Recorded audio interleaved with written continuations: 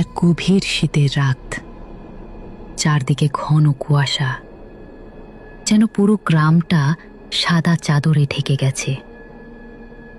বটগাছের নিচে জ্বালানো আগুনের চারপাশে বসে আছে চার বন্ধু, রফিক, সালাম, বাবলু আর টুনু।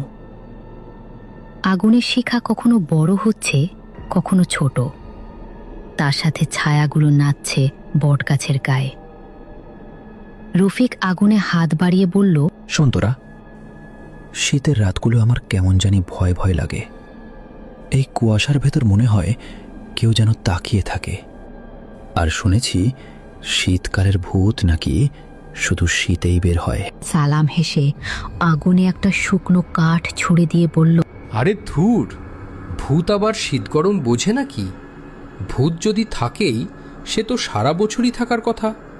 হাসছিস ঠিকই, কিন্তু এই বটগাছটা নিয়ে তো গ্রামের লোকজন এমনিতেই ভয় পায় বলে এখানে নাকি রাতে কিছু একটা ঘোরাফেরা করে। হঠাৎ করে সুই সুই ঠান্ডা হাওয়া বইতে লাগলো। আগুনের শিখা কেঁপে উঠল। কুয়াশা আরো ঘন হয়ে চারপাশ ঢেকে ফেলল। টুনু ভয়ে গলা নামিয়ে ফিস ফিস করে বলল, এই তোরা কি শুনছিস? মনে হচ্ছে কেউ কাঁদছে। সবাই একসাথে চুপ করে গেল। হঠাৎ করে বটগাছের দিক থেকে ভেসে এলো খর খর একটা অদ্ভুত ভাঙা ভাঙা শব্দ। চারজনের বুক ধক ধক করতে লাগলো।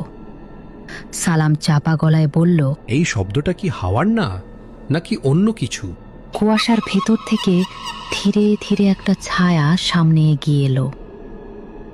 ছায়াটা বড় হচ্ছে, আরো কাছে আসছে। সবাই দাঁত চেপে আছে। হঠাৎ কুয়াশা একটু পাতলা হতেই দেখা গেল মাথায় পুরনো কাঁথা, গায়ে সাদা ধুতি, হাত পা কাঁপছে, দাঁত ঠক ঠক করছে।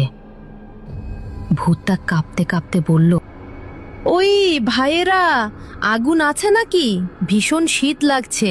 চারজন একসাথে চিৎকার করতে যাচ্ছিল। ঠিক তখনই ভূত আবার বলল, ভয় পায়ো না, আমি কাউকে ক্ষতি করতে আসিনি।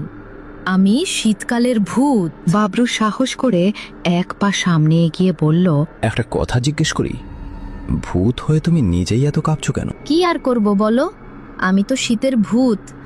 আমারই যদি শীত না লাগে তবে কাকে লাগবে? রফিক অবাক হয়ে বলল, তাহলে গরমকালে তুমি কোথায় থাকো? গরমকালে তো আমার ছুটি, তখন আমি পাতালে ঘুমাই।